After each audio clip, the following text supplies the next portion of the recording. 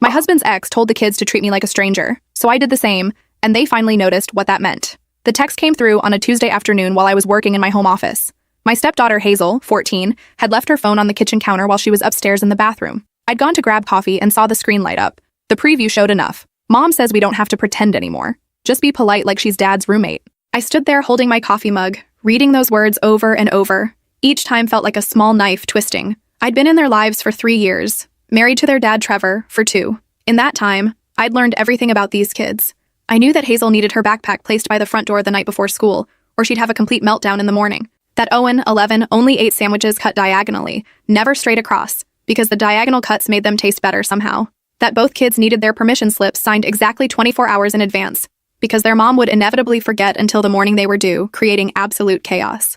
I knew that Hazel's anxiety spiked before every single math test, and she needed someone to quiz her repeatedly, using the same voice, the same patience, until the numbers finally clicked in her brain. That Owen had recurring nightmares about getting lost in crowded places and needed someone to check that all the doors and windows were locked before he could fall asleep. That Hazel secretly still slept with the stuffed elephant her grandmother had given her before she died, even though she'd never admit it to her friends. That Owen practiced his spelling words better when someone made them into a song. I knew which teammates' parents could be relied on for carpools, which teachers responded better to emails versus phone calls, which homework strategies worked, and which ones led to tears. I knew the name of Hazel's first crush, the one she'd never told her dad about.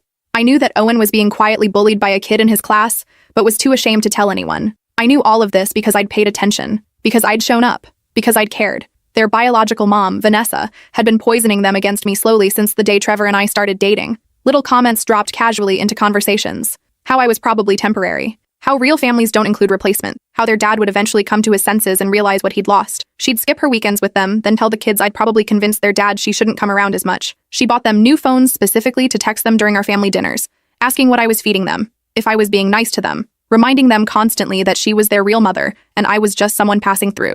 The phones were presented as gifts, generous presents from a loving mother. Really, they were surveillance devices, tiny screens that let her insert herself into every moment of our lives together. I'd tried everything imaginable to make this work. Family therapy sessions where the kids sat with crossed arms, barely speaking, clearly having been coached by their mother about what not to say. Long, exhausting conversations with Trevor about setting boundaries with his ex, most of which ended with him saying he couldn't control what she did on her time. Patient, age-appropriate discussions with the kids about blended families and how love expands rather than divides. How caring about me didn't mean betraying their mother. Nothing worked.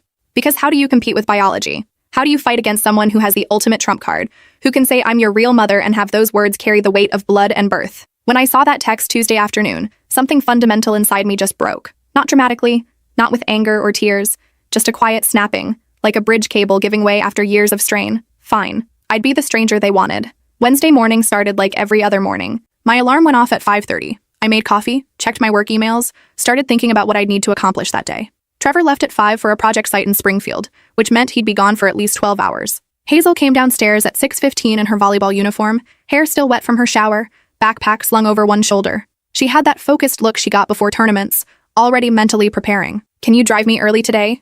I need to be there by 6:45 for the tournament. Coach said if we're late, we don't play in the first rotation. I looked up from my laptop. You'll need to ask your dad about rides. She blinked at me, confused. Dad's not here. He left at 5 for that Springfield project, remember? Then I guess you'll need to figure out alternative transportation. She stood there in the kitchen doorway, completely still, like her brain was trying to process a language she didn't speak. What? You're seriously not taking me? I'm just a stranger. Your dad's roommate, according to your mom. Strangers don't rearrange their schedules for other people's kids.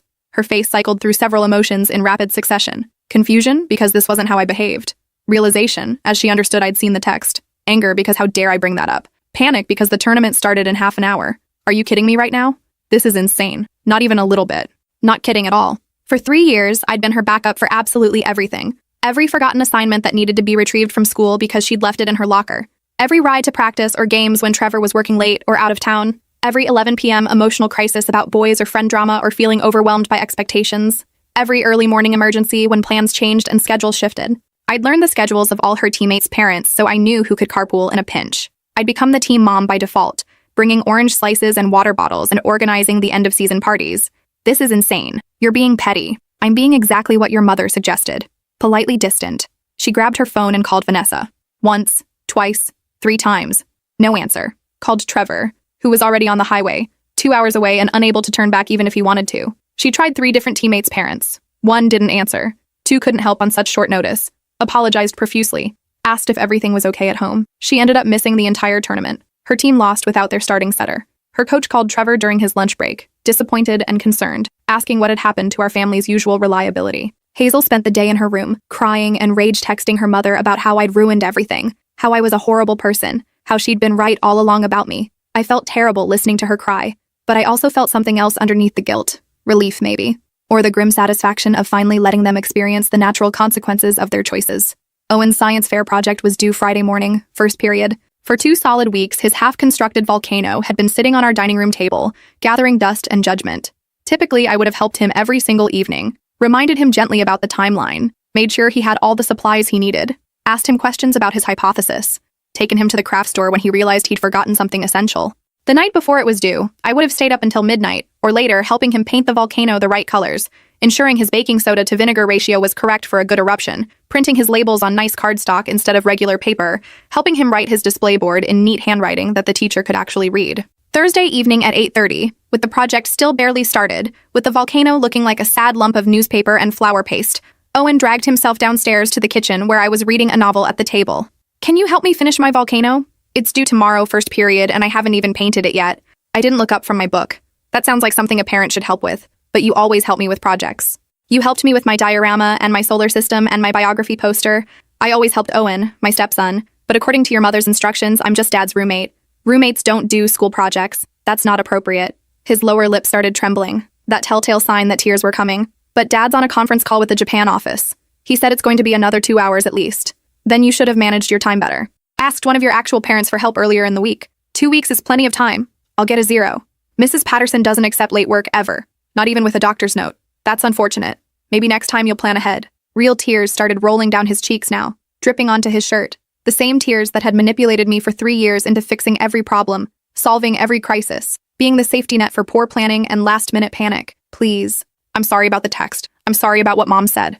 I'm not doing this because I'm angry, Owen. I'm doing this because your mother is right. I'm not your parent. Your parents should be handling your education and your projects. I've been overstepping. This is better for everyone. He cried harder, his whole body shaking with it.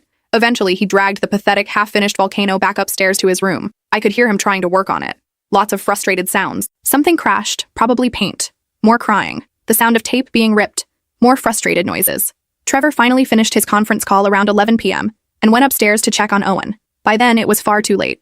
The volcano looked like a sad, lumpy pile of papier-mâché with uneven paint drips running down the sides. Owen had printed his labels on regular paper in a font that was way too small to read from any distance. The display board was covered in scribbled-out mistakes. The whole thing was a disaster. I heard Trevor through the ceiling trying to salvage it, his patient dad voice explaining that they'd do their best.